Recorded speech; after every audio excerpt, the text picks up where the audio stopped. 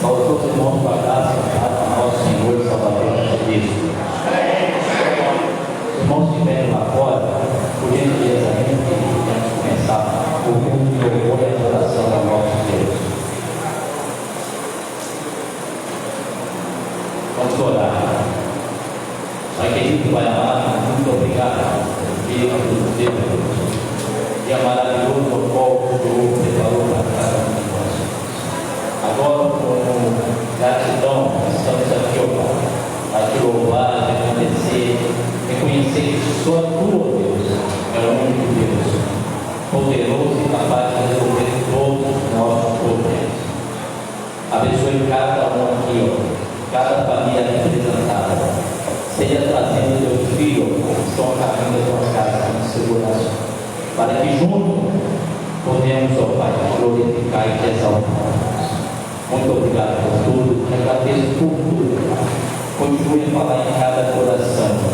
Receba o nosso louvor e a nossa gratidão. E tudo por vir aqui, ó Pai, pode chegar em teu trono com cheiro suave. Abençoe cada um aqui. Possamos estar aqui, ó Pai, coração aberto para te agradecer, te louvar e exaltar, ó Pai. Muito obrigado por tudo. E conosco, é o que te pedimos, graças e agradecemos. Em nome de Jesus. Amém. Gostaria que eu estivesse colocando essa música.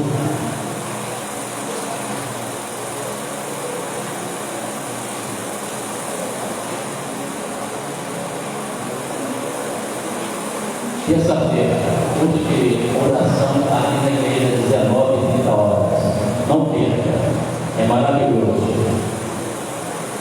Quinta-feira, comunhão do grupo das mulheres, filhas do Rei, local Casa da Jogo, às 19h30.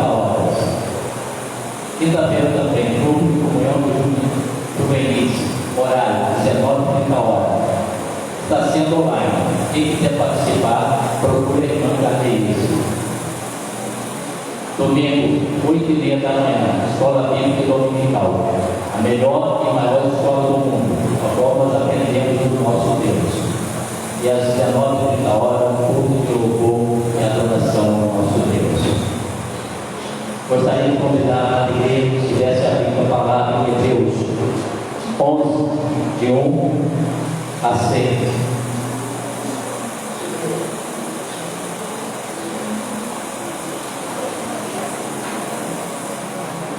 Hebreus 11, 1 a 6.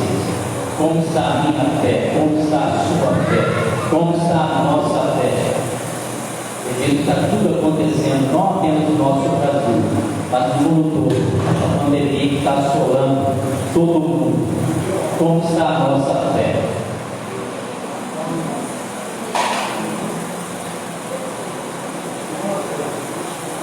Hebreus 11, de 1 a 6.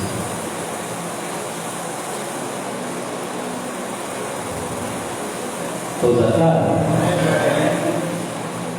O título diz: a natureza da fé é exemplos de fé tirado do Antigo Testamento. Ora, a fé é o firme fundamento das coisas que se esperam e a prova das coisas que não se vê. Porque por ela os antigos alcançaram o testemunho.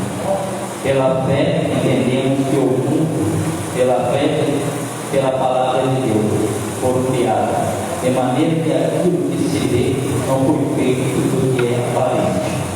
Pela fé, Abel ofereceu a Deus maior sacrifício do que Caim, pelo qual alcançou testemunho de que era justo, dando Deus testemunho dos seus dons. E por ela, depois de morto, ainda fala. Pela fé, Enoque foi translatado, para não ver a morte, e não foi achado, porque Deus o translatara, visto como antes da sua transladação alcançou o testemunho do que é agradar a Deus. Ora, sem fé é impossível agradar, porque é necessário que aquele que se aproxima de Deus vê que ele existe e é galardoador dos que o buscam. Amém? Como está a minha, como está a tua fé?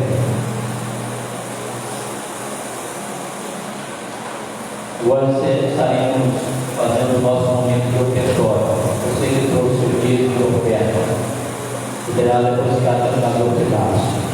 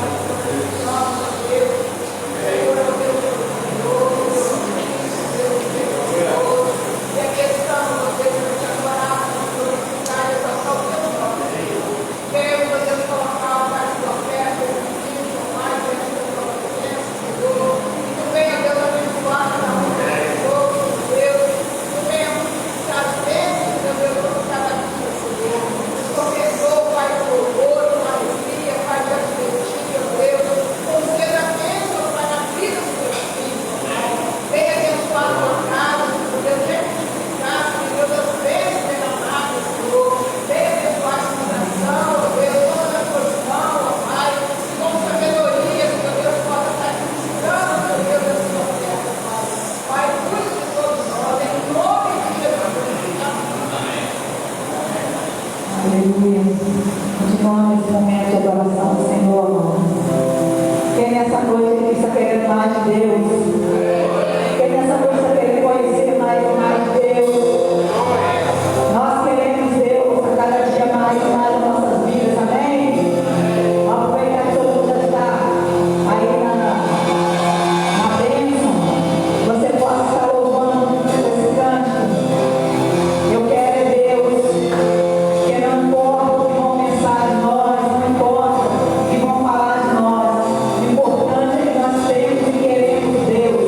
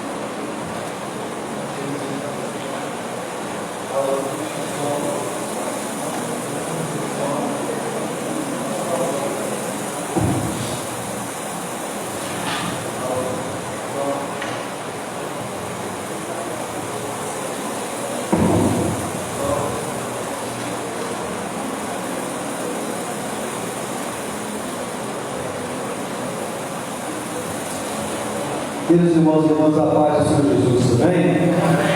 Essas coisas acontecem, né? Tecnologia. Queridos, olha que nós estamos juntos novamente para ministrar a palavra do Senhor, quando nós já adoramos ao Senhor nessa noite. Eu queria pedir alguns fatores antes a vocês. Né? O primeiro deles é que não se ausentem do tempo por outros motivos. Às vezes o que acontece? A gente está começando a Santa Catarina de começar tipo uma célula, né, de noites aí. Crianças de 12 anos, crianças de 9 e tal. Geralmente não é muito, não é grande, são 2, 3. E às vezes as pessoas têm 14 que vão para lá e vão para lá. Não é o lugar das queridas irmãs estarem. Então, por favor, durante a mensagem, fique um tempo para você ouvir a palavra de Deus. É nesse momento que você tem a sua educação para a palavra. Né? Se você prega, vem à igreja, você participa do louvor, depois você fica lá no corredor, depois você fica lá com as crianças na sala, não há necessidade mais de uma pessoa estar com as crianças. Então isso acaba criando um problema para você mesmo, porque você não vai receber a palavra de Deus. Você vem à igreja para Deus falar com você, e aí você diz, tchau, eu não quero te ouvir. Porque a gente entende todo lugar que no momento que Deus fala com Deus no culto, especificamente, não que ele não fale durante o louvor, não que ele não fale durante a oração, mas especificamente no momento que ele fala conosco, nos ensinar, né? É o momento de tática da palavra de Deus, da pregação. Então, por favor, né, você ajude a gente, por favor, com todo carinho, ajude a gente nesse momento. Abra sua Bíblia comigo, Mateus capítulo 13. Nós vamos ler os versículos 24 ao 30. Mateus 13, do 24 ao 30. Se você estiver lá e não tem Bíblia, eu faço a sua, para que todos possam acompanhar o estudo do texto. Hoje está um dia bem agradável, né? Ele está fazendo uns 32 graus, né? E a previsão está mais de 40, né? Mais. Essa começando a se abençoada. Já encontrou aí? Mateus 13, 24 a 30.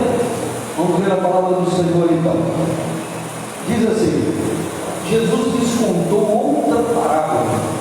O reino dos céus é semelhante a um homem que semeou boa semente em seu campo. Entretanto, quando todo dormiu, chegou o inimigo dele, lançou o joio no meio dele e seguiu o seu caminho. Assim, quando o trigo brotou e formou espigas, o joio também apareceu. Os servos do dono da plantação foram até ele e perguntaram: Senhor, não semeaste boa semente no teu campo? Então, de onde veio o joio? Ele, porém, lhes respondeu: o inimigo fez isso. Então os servos lhe propuseram: Senhor, queres que vamos e arranquemos o joio? Ao que o Senhor respondeu: não, pois ao tirar o joio, podereis arrancar juntamente com ele o trigo. Deixai-os, pois, crescer juntos até a safra. E no tempo da colheita, direi os herdeiros: primeiro, ajuntai o joio, amarrai em feixes para ser queimado, mas o trigo recolhei no meu cedo. Amém? Todos já ouviram essa palavra, sabem, né? Essa palavra se diz muito bem, há uma separação entre coisas a serem ditas. Eu não sei se alguém já teve a oportunidade de ver, né, um trigo, né? Como é que o trigo é? Geralmente a gente coloca na ceia, quando há uma ceia, tem aquele galinho assim, com aquelas sementinhas, aquilo ali é o trigo. E o joio é muito parecido. O joio também levava um nome, né? Nos tempos de cisânia, ou falso trigo. E ele era idêntico ao trigo. Então, se ocorresse um erro, e eles misturassem o trigo com o joio, se eles juntassem os feixes, moessem e fizessem a farinha para fazer o pão, ele se tornava uma mistura venenosa que poderia matar. Então a gente precisa ter esse cuidado do que essa palavra ensina para a gente. O joio é tudo aquilo que parece, mas não é. Tem até um produto que tinha propaganda aí que é o Denorex, né? Parece, mas não é. Tem muita coisa na vida que parece, mas não é. Eu já falei uma vez sobre o ouro dos touros, né? Que é idêntico ao ouro, o brilho, tudo bom, mas só um especialista sabe identificar qual que é ouro e qual que não é.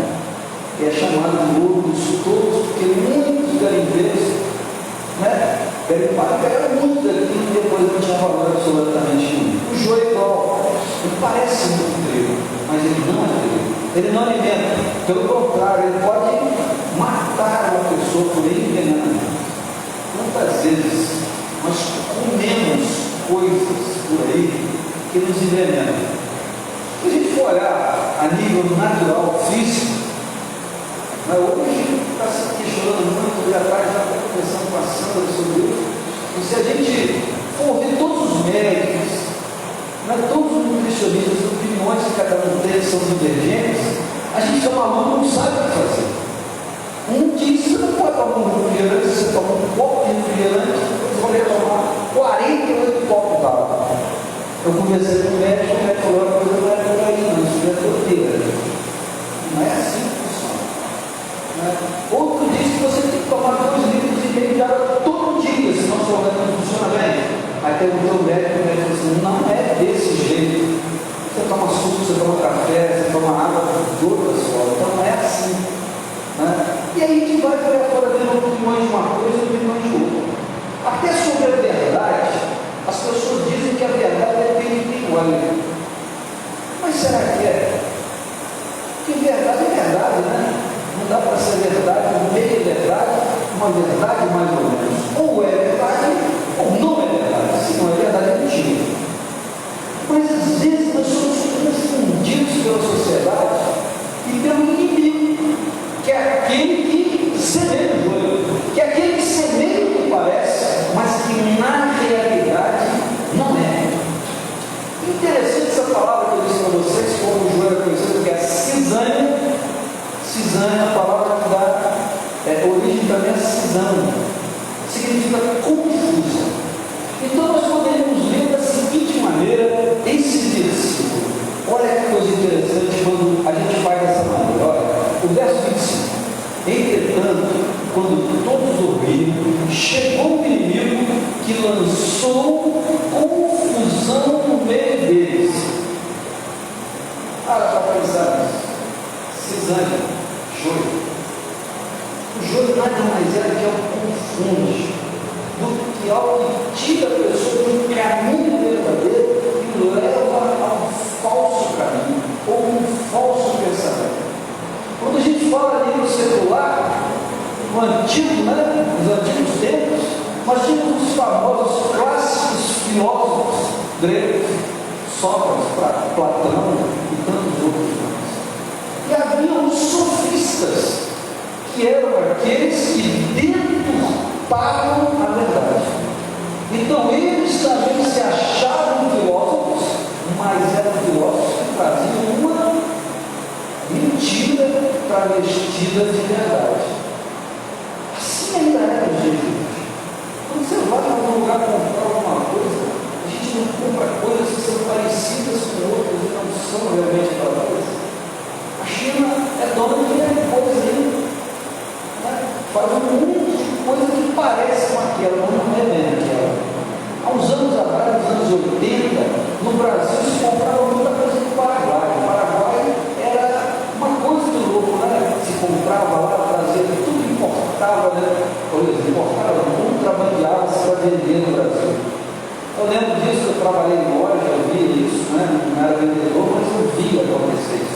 videocassetes, TVs, aparelhos eletrônicos, os montes, eles traziam o que vendiam no Brasil. E vinha lá com a caixa bonitinha, escrito Sony, tudo direitinho. Mas quando o cara abria quando estava no defeito, não era Sony, era só fora, por dentro não era. O que é isso? Joio? Parece, mas não é. Parece original, parece verdadeiro, parece bom, mas não é. Às vezes nós nos envenenamos, como eu comecei dizendo nisso. Às vezes nós comemos coisas que fazem mal ao nosso corpo físico, mas também nós podemos envenenar a nossa alma, a nossa mente, que é o nosso espírito e as nossas emoções, dependendo do que nós deixamos entrar na nossa mente, no nosso coração. Nós podemos envenenar o nosso espírito quando nós temos contato, quando nos ligamos a coisas que são contrárias a Deus. Por isso é muito sério, isso é muito perigoso. E a gente precisa que seja separado das coisas. Mas é interessante que essa palavra traz algumas coisas importantes para a gente. Dentre elas, ela traz dois ensinamentos que eu acho que são fundamentais para a nossa vida cristã. Primeiro, ela fala sobre humildade.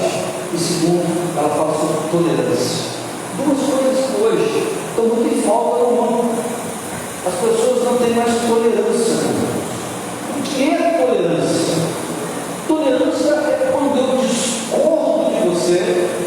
Eu posso entender que você está errado, mas eu te respeito. Eu não vou brigar com você. Eu não vou partir para ver de fato com você, porque você tem um pensamento diferente, porque você não pensa como eu. Isso é a coisa mais natural do mundo. Mas fala a verdade, as pessoas têm tolerância hoje com as outras? Não tem. Se você vai para as redes sociais, se alguém me fala assim, eu penso nisso, eu defendo isso, daqui a pouco eu estou xingando, está baixando o nível, a coisa está feia, não consegue conversar civilizadamente. Não consegue conversar a nível de ideias e transfere isso para outra pessoa. Isso é intolerância. É o que a gente vê nos dias de hoje. Intolerância com relação à decisão e escolha que outras pessoas fazem. Talvez você diga assim, pastor, mas a gente tem que proclamar a verdade, a libertação de Jesus. Temos que. Só que a Bíblia diz que cada um tem o direito de fazer a sua escolha. E se a pessoa que fez a sua escolha não quer, nós temos que respeitar o direito dele. Não podemos mudar a cabeça das pessoas. Nós podemos conviver com essas pessoas, nós podemos ser amigos dessas pessoas, nós podemos ajudar essas pessoas, nós podemos em alguns momentos até tirá-las de situações difíceis. Mas não podemos enfiar na cabeça delas aquilo que nós achamos que é o certo. Nem no coração delas. Seria muito fácil se nós pudéssemos abrir a cabeça das pessoas e colocar o certo dentro delas, colocar Jesus dentro das pessoas, mas não se pode fazer isso. A gente conversa muito, eu sempre falo, conversando bastante, tem conversa. E a gente estava trocando uma ideia sobre essas questões hoje, falando sobre pessoas, escolhas que pessoas têm feito. Pessoas que a gente olha e diz assim, essa pessoa tinha tudo para ser uma pessoa para se destacar no seu meio, no colégio, na sua cidade, na sua vizinhança, na sua família, e a pessoa não se destaca. A pessoa continua ali estagnada, porque ela faz escolhas ruins. Ela tem as possibilidades, ela tem um incentivo, ela tem um investimento que ela diz, eu não quero fazer isso. E aí a gente às vezes fica chateado e irritado com isso, mas só há uma coisa a fazer isso: sermos tolerantes, porque cada um tem o direito de fazer a sua escolha. Cada um tem o direito de escolher a cor que gosta, cada um tem o direito de escolher a igreja que quer, cada um tem o direito de escolher a família que quer ter, cada um tem o direito de estudar onde quiser, de comprar a marca do carro que quiser, ou a roupa que quiser, porque é direito inalienável de cada um. E nós precisamos aprender a respeitar o direito do outro, sendo tolerante. Mas como é difícil ser tolerante hoje em dia, né? Nossa, Pai, é muito complicado. Então a gente precisa precisa aprender a ter tolerância. E essa parábola do joio e do trigo ela vai ensinar para nós tolerância. Outra coisa que ela ensina para nós é a humildade. Nós não sabemos tudo. Tem pessoas que acham que sabem as respostas para todas as coisas. Uma vez eu trabalhei com um cara que era contador e ele falou assim: eu nunca deixei ninguém sem resposta. Eu tenho resposta para tudo. Se eu não tenho palavras, eu encontro e entrego a resposta. Esse é o cara. Esse é o cara. Esse cara é bom, não é? Eu tenho resposta para tudo. Não dá, queridos. Não dá para ter resposta para tudo. Às vezes, a resposta que nós temos para alguma coisa, ela não tem necessidade, a gente deve segurá-la. Porque às vezes ela vai causar um estrago muito grande. Se o tempo, no momento certo. Então nós não sabemos tudo. Nós não temos condições de fazer todas as coisas. Às vezes a gente vai mexer uma coisa, né? Eu vejo isso é muito comum. Eu via muita reclamação quando eu fiz um curso lá em Miracema de eletricista. Eu vi uma reclamação entre os caras que estavam estudando, que a maioria deles já era eletricista, mas não tinha certificação. Antes queriam uma certificação. E eu não, porque eu queria aprender, porque eu tinha medo de trocar de lâmpada. Não gostava de jeito nenhum. E aí eu comecei a observar aquilo, as reclamações. E era uma reclamação tremenda. Mas quando a gente vai fazer isso, o pedreiro acha que ele existe, ele chega lá e já colocou tudo do jeito dele, já separou a sua malha, já colocou no lugar, está fora do padrão, tem um lugar que tem demais, tem um lugar que tem nenhuma, e havia uma reclamação de problema. Aí você para e pensa, mas não é assim que acontece. Acontece, não digo todos, mas alguns acham que sabem fazer aquilo. Às vezes você vai conversar com alguém, né? Eu sempre converso com o Marcelino Francisco, para ele fazer as coisas da igreja. Eu estava conversando com o Marcelino sobre fazer ali atrás, ele está fazendo uma paredinha ali, já tem um mês, né, Marcelino? Acho que até falando, não vou dizer, se Deus quiser. Mas vamos fazendo devagarinho. Isso semana a gente faz uma fileira, outra semana faz outra, daqui a pouco já cai. Eu estava falando com ele, eu não sei fazer aquilo, eu não entendi muito bem, agora eu estou aprendendo como é que acha o modelo da parede ali direitinho. É legal o negócio, eu achava que tinha que encostar. Ele me ensinou que não tem que encostar, tem que ficar uma certa distância. Eu não tinha noção. Tem coisas que eu sei, mas você não sabe. Mas você não sabe coisas que eu não sei. A gente precisa aprender isso, entender e trocar informação, experiências com Deus. Até no nível espiritual, de palavra de Deus, de vida com Deus, de testemunho, de experiência de vida, nós precisamos dessa humildade de chegar e dizer assim: eu não tinha noção que era desse jeito. Quanta coisa eu tenho visto nos últimos tempos, que às vezes a pessoa está falando comigo e fala assim: rapaz, eu nunca imaginei que isso era feito desse jeito. Que interessante! Humildade. Nós precisamos ser humildes diante das situações. Nós temos que aprender. Essa parábola vai ensinar para nós. Humildade vai ensinar para nós todos. Mas o que ensina isso? Vou te falar já, deixa eu só tomar uma coisa dessa água. Vamos olhar essa água aqui. Vou mais chique dessa igreja e trouxe água para mim. Desce, ô glória. O mais chique lá. Chegar aqui, todo mundo vai perguntar se ele está passando a igreja. Eu brinquei com ele. Mas então, queridos, o primeiro ponto que eu quero colocar para vocês, que é muito interessante nessa parábola, é que aquele que faz a colheita, quem faz a colheita são os servos do dono da plantação. Olha o que o texto diz para nós aqui. Deixa eu voltar no texto aqui para vocês. O texto diz assim: olha, deixai-os, pois crescer juntos até sábado. No tempo da colheita, tirei os ceifeiros. Olha o que o dono da plantação está explicando nessa palavra, que é Jesus. No tempo da cega, no tempo de se colher o trigo, quem vai colher o trigo são os ceifeiros que serão convocados, não são os trabalhadores que estão ali naquele ano. São pessoas diferentes, são pessoas com habilidades diferentes, com aptidões diferentes. está percebendo, cara? Ceifeiros são um tipo de pessoas. Os trabalhadores é outro grupo de pessoas. Pessoas com habilidades diferentes, com funções diferentes, que fariam coisas diferentes. Obviamente, um não saberia fazer o que o outro faz. Mas o ceifeiro tinha que ser qualificado, porque na época da ceifa, ele teria que saber o que é joio. Os trabalhadores poderiam confundir o joio.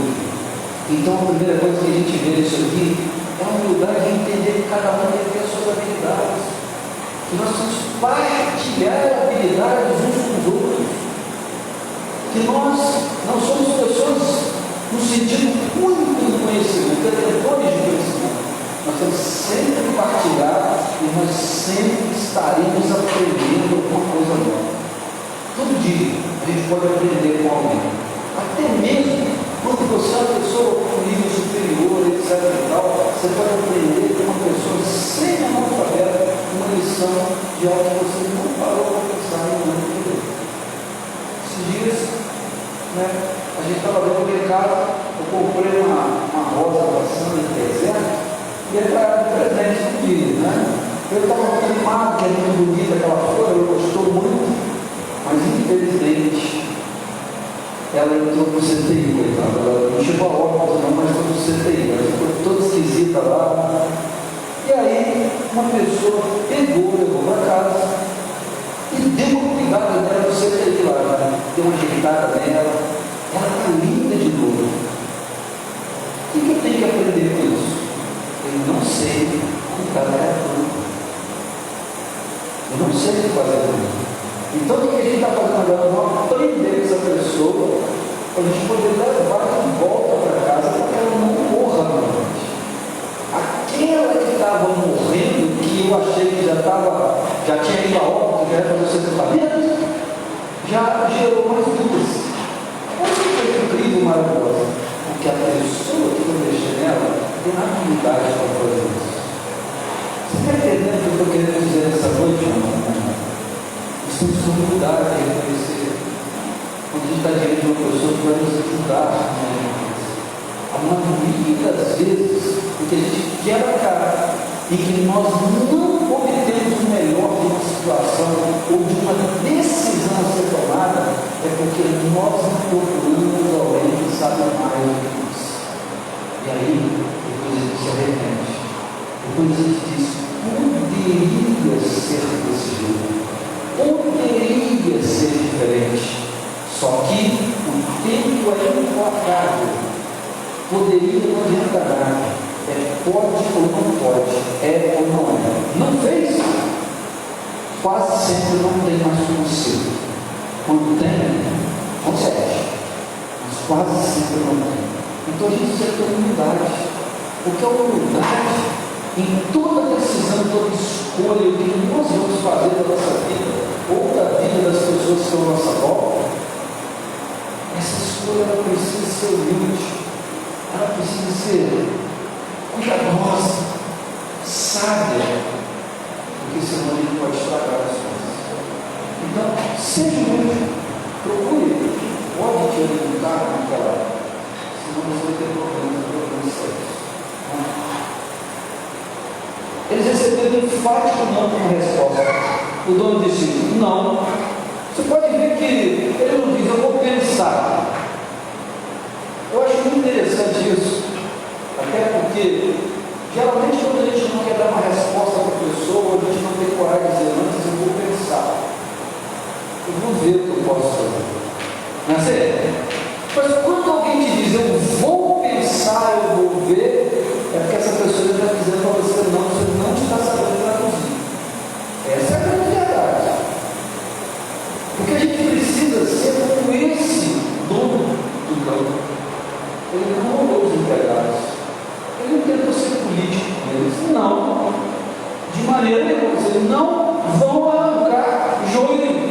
Não é hora. Você não sabe o que está fazendo. Você não tem condições de fazer isso. Então,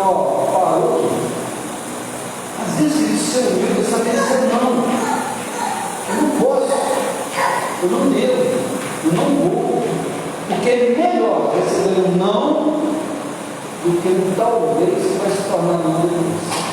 Mas não vai ser direto, ser sincero, educadamente, não precisa ser grosseiro com ninguém, mas precisa ser verdadeiro. Porque não tem coisa pior no mundo do que alguém que é falso. Alguém que sorri para você e depois por trás falar uma coisa. Essa é a pior coisa que nós espécies de gente que existe.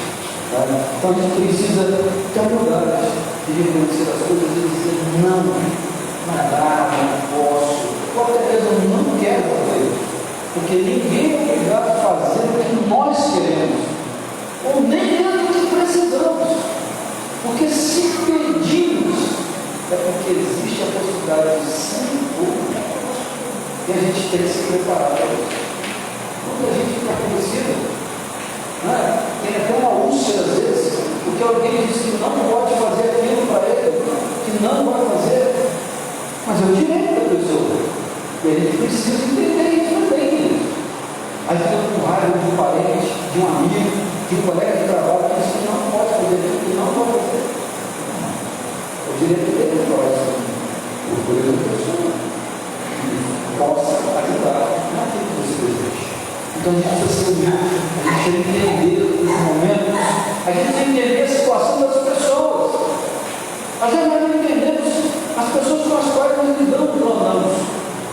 Nós queremos que as pessoas sempre façam o que nós queremos, sempre façam do jeito que nós queremos e sempre façam para nós. Sempre. A gente vai com uma expectativa hoje. E a gente não vai isso. Porque ser humilde também é entender que você não tem que colocar expectativa nos outros. As suas expectativas estão unicamente voltadas para Deus. Porque Deus nunca desaponta ninguém. Mas nós, seres humanos, um dia ou outro, nós vamos desapontar. E com certeza, ou muitas pessoas. Desapontaremos uns aos outros. E isso é humanidade. Não é nada demoníaco, não é nada maligno, não. É o natural do ser humano. A gente não tem expectativa. Essa é a grande verdade. Então a gente precisa aprender a ser humilde. Ele disse apenas para eles não fazerem aquilo e eles entenderam isso. E a justificativa dele, vocês não sabem que vocês podem arrancar o trigo junto. Imagine o prejuízo de tirar algo que não presta, mas tirar também aquilo que presta, que deu trabalho para aproveitar para você fazer. Imagina você preparar alguma coisa. Vamos colocar uma coisa bem simples, bem clara. Você chega, você compra um terreno, fica todo animado e alegre, e você começa a fazer as coisas ali, e de repente chega lá a Mônica, passa lá na rua e fala assim, não está tudo condenado. Melhor jogar tudo no chão e começar de novo. É triste, né? Você vai ter que arrancar com tudo que estava bom. Aí o cimento que era bom, a ferragem que era bom, o tijolo que era bom, o tempo que era bom, tudo que foi investido, você arrancar junto. Por quê? Porque ele não se fez da maneira correta. Eles não tinham condições de separar. Então, se eles vão arrancar o joio, eles arrancariam também o trigo. Por isso, ele diz: não mexa nisso. Segunda coisa que eu quero chamar a sua atenção: o senhor da plantação, ele tinha consciência de que os mesmos não eram capazes e não tinham conhecimento suficiente para fazer a separação entre o joio e o trigo. Às vezes nós fazemos isso na nossa vida. Estava conversando, sempre quando eu estou conversando com alguém, e essa pessoa fala da sua saúde, dos seus problemas, eu sempre digo: procure um médico. Porque eu não sou médico, não posso dar remédio para mim. A gente tem muito direito de fazer isso, não tem? Estou com dor de cabeça. Você vai em casa assim, estou com dor de cabeça. Aí a gente já sabe, né? A doutora Sandra manda tomar ibuprofeno. Eu nem conhecia esse negócio, eu conheci com a Sandra, né? Quando eu conheci a Sandra, eu conheci o ibuprofeno. Aí eu estava acostumado com o nojinho, né? Aí a doutora Sandra manda tomar ibuprofeno para dor de cabeça. Aí a garganta está ruim, a doutora Sandra manda tomar outro negócio. Mas é ligado, né? Claro que se a gente conscientes de uma coisa simples, boba, mas que nós não podemos aceitar nem um analgésico correto e não falar do problema, porque é perigoso. E se a pessoa tem uma alergia àquele analgésico? E se a pessoa tem uma reação àquele tipo de remédio? Ela pode morrer, filhos. Nós não estamos habilitados a receitar remédio para ninguém. Se bobear, ele faz, ele escreve assim, carinho, porque ele te isso é perigosíssimo demais, queridos. E às vezes a gente fica querendo bem, quando a gente quer que o outro melhor, e diz assim: rapaz, eu estava ruim, tomei remédio X. Rapaz, não foi uma bênção, olha que maravilha. Por que é que você não faz um teste? Isso é o maior perigo que tem, irmão. O seu metabolismo não é igual ao meu. O meu não é igual ao seu. Cada um é diferente. O nosso corpo reage à química do remédio de forma diferenciada. Isso pode trazer um grande estrago, um grande problema.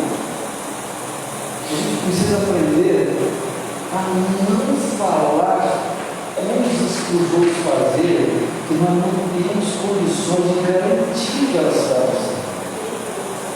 Você imagina você ter um problema.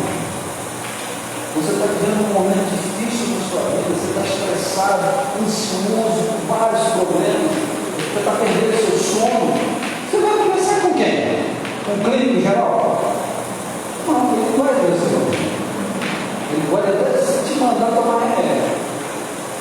Você tem que procurar um psicólogo, um psiquiatra, um psicanalista, um terapeuta. Até mesmo o pastor para conversar, porque ele vai saber te orientar, entender o que está acontecendo com você. Quer dizer, aí a gente vai na pessoa errada. A gente vai no irmão ou na irmã, o irmão diz: agora eu estou comendo, você está comendo bem não? Toma meio Rivotril. Toma Rivotril durante um ano, você vê como é que isso. Só pode ser dado por médico isso. Então a gente vai aprender esse tipo de coisa. O homem está dizendo exatamente isso, eu já até falei muito bem. Nós temos que saber o que nós somos capazes e o que nós não somos capazes de fazer.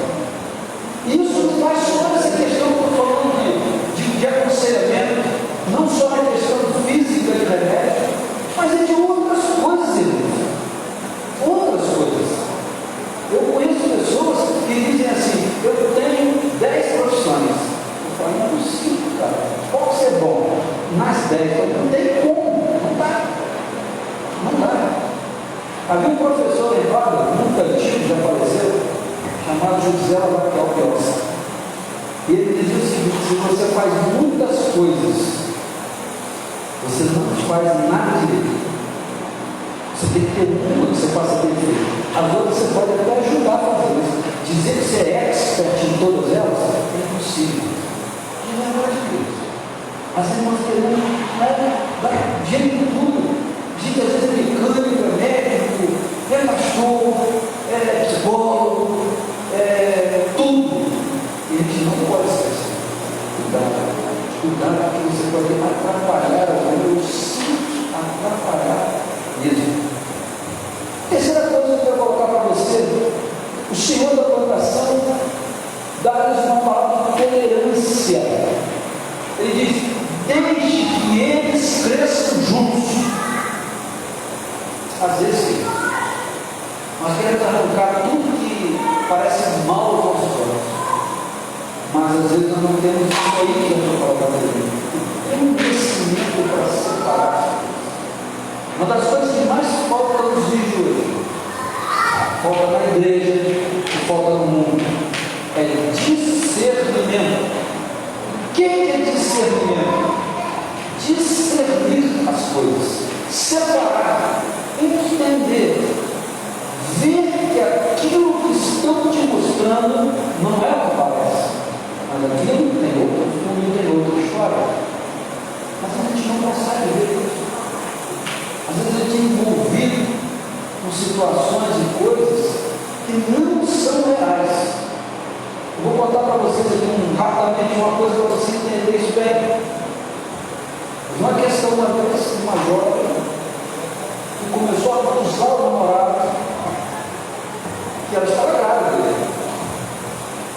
E começou aquela confusão de família, né? Aquela discussão, aquela briga.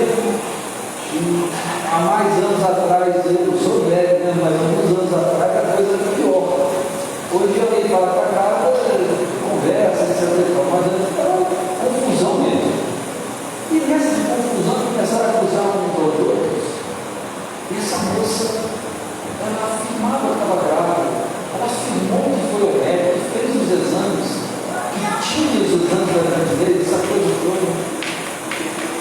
E depois de muitas conversas ali, com muita paciência, esse é o meu profeta, esse é o meu profeta. Feta de Deus, vou abençoar.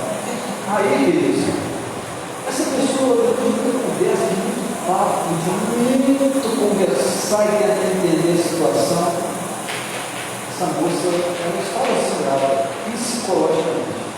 Ela colocou na cabeça que ela estava grávida e chegou até a barriga, cresceu um pouquinho, mas não era uma gravidez, fez o exame, não tinha nada, absolutamente. Se você não tem discernimento de uma situação como essa, se você age por um impulso, depois, olha as consequências que vêm, olha os problemas. Eu estou te dando um exemplo simples, barato, bom. Imagine outras coisas que acontecem na vida. A gente precisa discernir os fatos. Às vezes isso está no seu trabalho. Eu sei que às vezes estou empatando uma saga, gente. Não pode trabalhar com a chuva, são grossos, né? Molhados. Tem isso sim, eu sei que tem. Como tem funcionado muito bem, isso aí existe. Mas às vezes, querido, você está lá e você não entende por que é que eu estou nessa empresa. Por que é que eu estou nesse colégio? Por que é que eu estou trabalhando nesse lugar? Por que é que eu moro nesse bairro? Querido, eu já disse, Deus não faz nada sem um propósito por trás.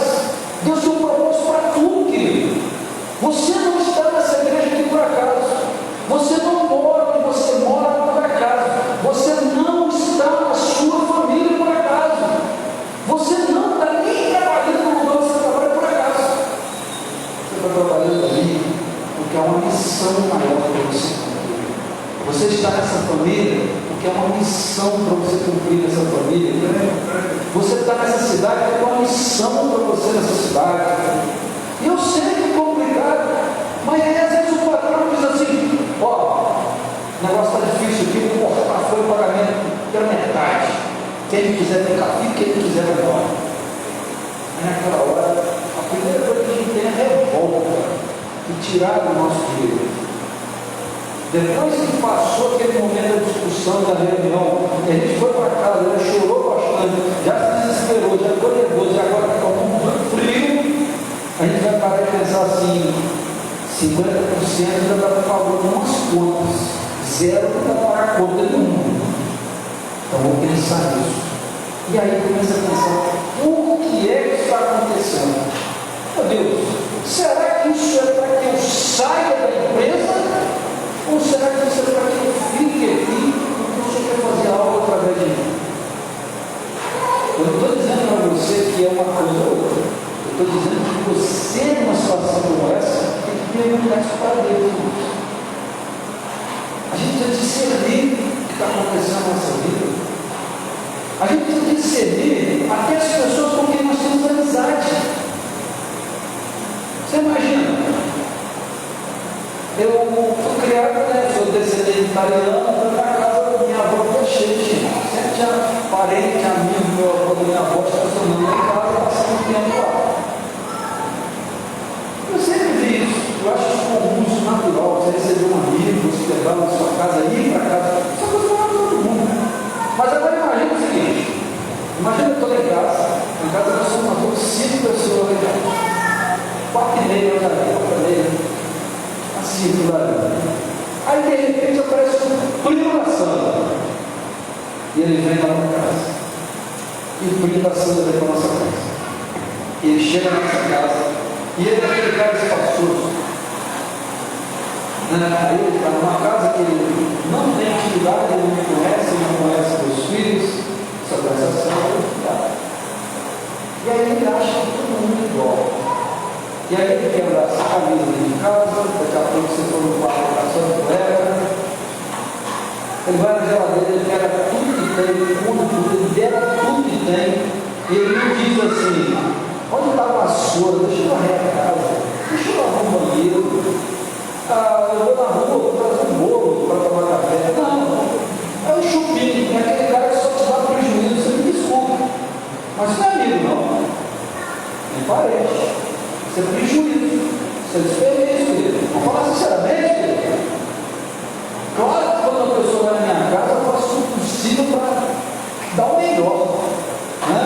Você vai almoçar lá em casa, você vai comer tudo que eu como. Eu vou fazer o melhor que eu como também, porque para mim é brincadeira, né? Eu faço o que é bom e eu quero que você fique bem atendido, bem servido. Maravilha com isso. Agora, quando você ultrapassa esses limites, quando você exagera, não, então você tem discernimento. Opa, até onde eu devo deixar permitir a situação, onde eu devo parar, cortar a situação? Cuidado. Eu já vi, porque você está falando isso, pastor, porque eu já vi casos assim, minha avó já brigou, aí eles estavam, os caras sem casa, sem tempo, levou para casa. Nós chegou lá, eles estavam se mataram em casa, vocês vão para outro lugar. Quero não, eu não quero ver que eu sabe que não, vocês podem jogar comigo embora amanhã. Ué, chegou um limite, o discernimento da desgraça que podia acontecer. A gente precisa entender isso. Discernimento hoje não é ser tolerante. Ser tolerante é uma coisa, exagerar a tolerância é outra. Tem gente até que pensa que tolerância, eu sou obrigado a concordar com o outro. Não, de jeito nenhum. Conheci, né, tipo, uma ovelha, dizia para mim, pastor, a terra é que gira, é um sol que gira em torno da terra. A terra fica paradinha, porque o sol nasce lá e ele morre. Não é, querido, eu sentei, conversei, expliquei, não adianta se eu me falar, porque eu nunca vou acreditar nisso. Continuei a me entender, continuei a direita, mas bom, eu vou tocar essa assunto na direita. Eu tolerei a decisão e a escolha dele. Agora, concordar com ele, não dá para concordar. Tem gente que confunde, achando que tolerância é você concordar, você aceitar tudo. Não. Então, a gente precisa compreender isso, que tem exagero de discernir quem é seu amigo, quem é que te ajuda, quem é que está do seu lado, quem é que na hora que você precisa, você grita socorro e ele está ali para te estender a mão. Isso você tem que valorizar. Essa você tem que valorizar. Essas pessoas você tem que amar profundamente, honrar cada dia. Agora, queridos, aproveitadores de espírito humano. Aproveitadores não, você tem que ter discernimento. Porque uma coisa é nós sermos bons, outra coisa é nós sermos bons. Todos os dois são muito bem, mas são muito diferentes. Você pode pensar assim, o dono da lavoura não esquentou a cabeça e deixa crescer junto, tolerante, legal. A tolerância tem um limite. A tolerância tem um limite. Ele diz para eles, deixa crescer. Ninguém vai arrancar para mostrar o trigo, mas vai chegar uma hora da colheita. Aí, na hora da colheita, os ceifeiros virão, os ceifeiros saberão separar, e os ceifeiros vão separar o joio, vão amarrar o joio e vão jogar no fogo, e vão pegar um trigo que é valoroso e vão colocar no celeiro, que vão guardar para ser transformado depois no alimento das pessoas. Então a tolerância tem um limite. Há um tempo, você vai ser tolerante, você vai tudo isso, mas uma hora você vai ter que escolher fazer em situações como essa. O que eu quero nessa noite trazer para você com essa palavra do Espírito? Eu não estou aqui para falar de céu e inferno, de gente que vai para o céu e inferno. Você já deve ter ouvido muito nessa palavra para você. Não é isso. Eu quero te falar que a gente faz bem, a gente faz mal. Cuidado. Cuidado com as pessoas que te intoxicam. Aquelas pessoas que ficam ao seu lado, ele está com um bom. Ele só está querendo achar camisa. Tem um cheiro ruim, vou para lá. Tem um cheiro ruim, vou para cá. Não, você tem que andar com pessoas que te animam, com pessoas que te alegram, com pessoas que te abençoam, com pessoas que olham nos seus olhos e dizem,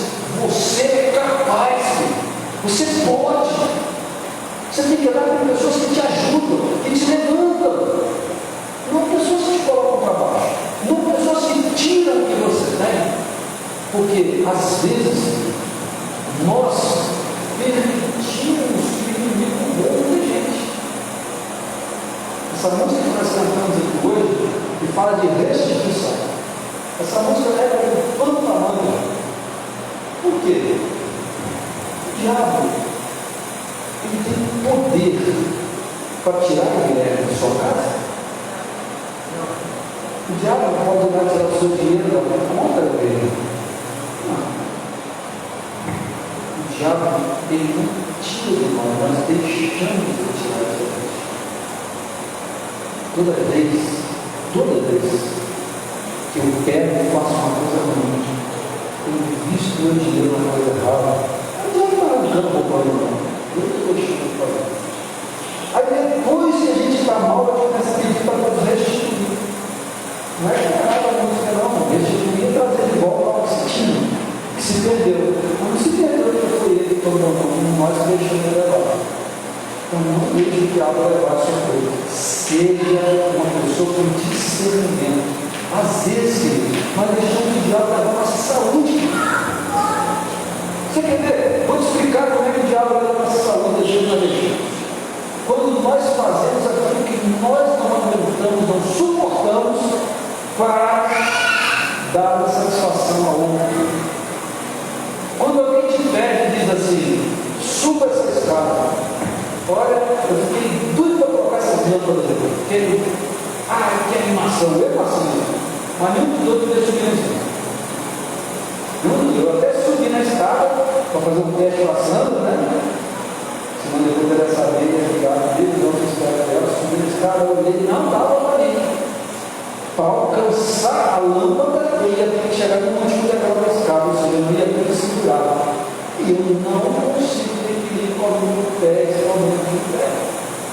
Então o que eu fiz? Eu desci da escada, quietinho, humildezinho, falei, você está certo, eu não vou subir.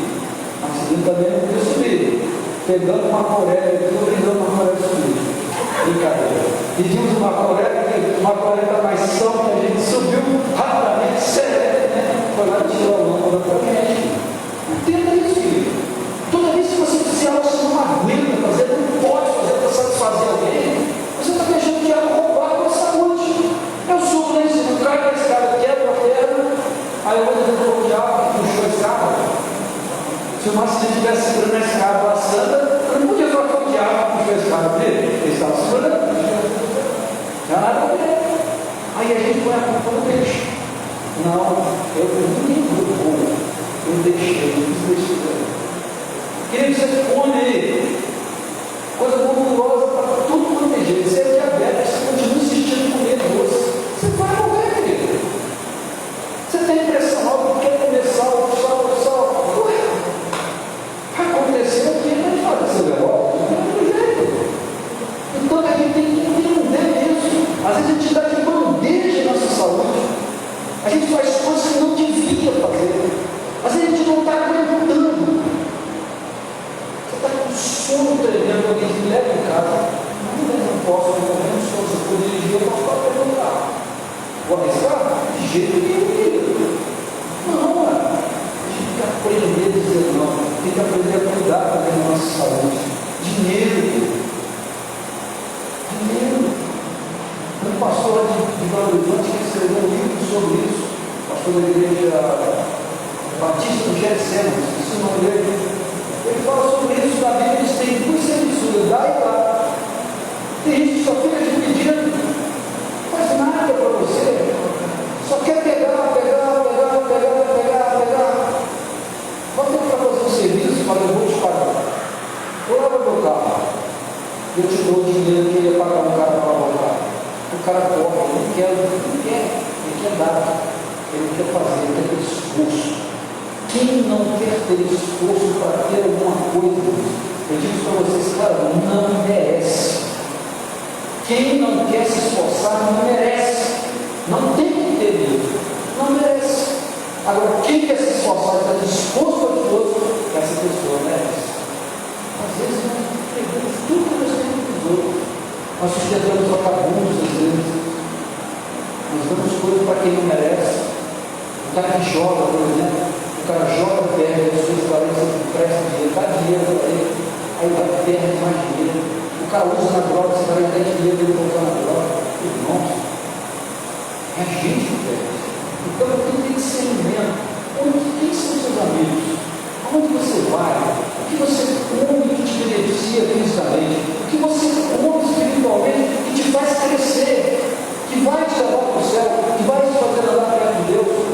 Com as pessoas que você conversa, com quem você se aconselha? É alguém que tem condições de te ajudar? É alguém que talvez seja pior do que você?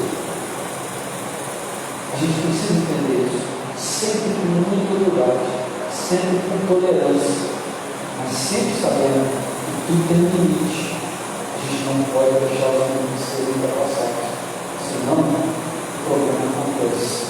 E aí, para consertar, fica difícil. Que essa palavra ensina para a gente também, não só apenas a questão que geralmente se prega espiritualmente falando do céu e inferno, mas falando aqui na terra, do hoje, do agora. Do agora. O Senhor, o dono do campo, é o Senhor Jesus. Você está no campo. O inimigo às vezes semeia. Você está plantando trigo, que é a sua vida. Você está dando o seu testemunho. Você está falando da palavra para os outros. O inimigo vem escondidinho, ele joga a cisânia, ele joga o joio lá, ele joga a contenda, ele joga a confusão, e começa a inimizade, e começa uma confusão de duas, três pessoas ali no meio daquele campo, e você começa a desentender, daqui a pouco um vai para um lado, o outro vai para o outro, e o campo fica abandonado. Você está entendendo o que eu estou te falando nessa noite, irmão? Essas coisas são sérias.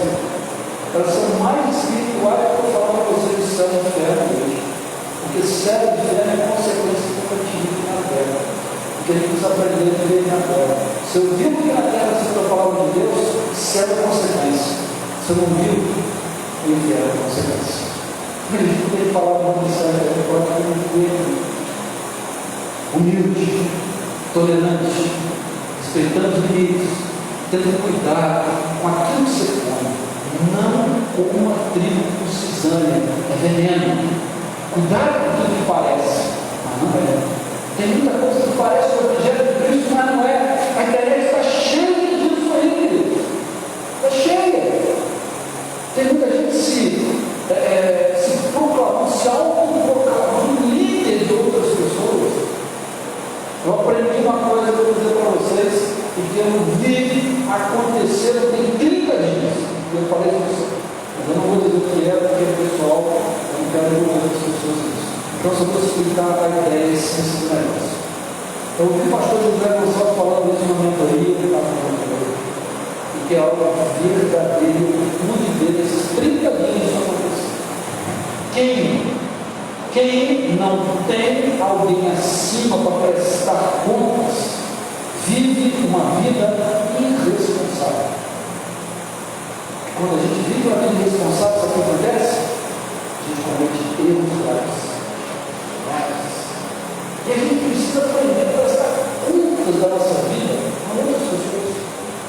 O marido, a esposa, o marido, o filho, o pai, a mãe, o empregado, o patrão, a ovelha, os pastores, os líderes. A gente precisa aprender a fazer isso, prestar contas.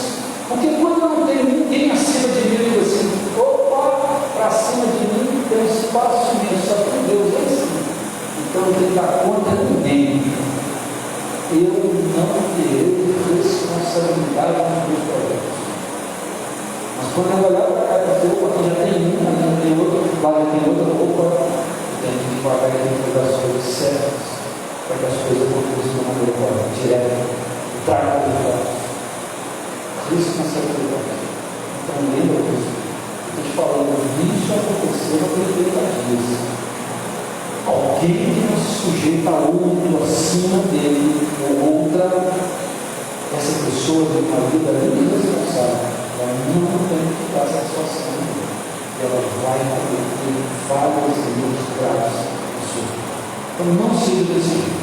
Não seja. E essa palavra eu posso trazer para você reflexão. Você pense nela. É bom. Pense. Se você discordar, se você não concordar, mudar, se você não aceitar, não tem nenhum problema.